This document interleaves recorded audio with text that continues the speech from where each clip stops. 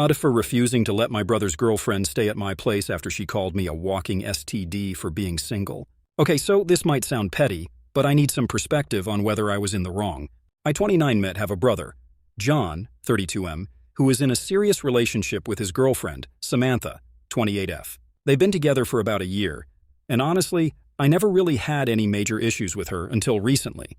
A couple of weeks ago, I was talking to John and Samantha at a family gathering. They mentioned they were looking for a place to stay during a weekend trip. I have a 2-bedroom apartment, and while I don't usually have guests over for extended stays, I figured it wouldn't hurt to let them stay with me for the weekend. It's family, right? Plus, I genuinely get along with John, so I thought it would be a nice opportunity to spend time together.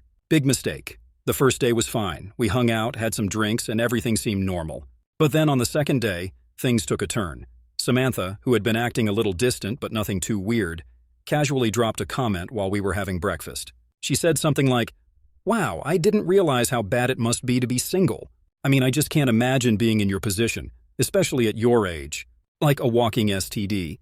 At first I thought she was joking, so I kind of laughed it off, but she kept going, telling me how pathetic it must be to be so desperate for attention that I would invite them to stay with me. In the first place, she kept going on about how single people are so miserable and desperate, and she even made some pretty crude jokes about my sex life.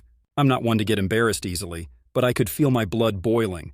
I told her to stop being so rude, but she just shrugged it off and said, "Come on, it's not like you don't deserve it, right?" "I'm just saying what everyone's thinking," I snapped. I told her that if she couldn't show some respect, she and John should leave.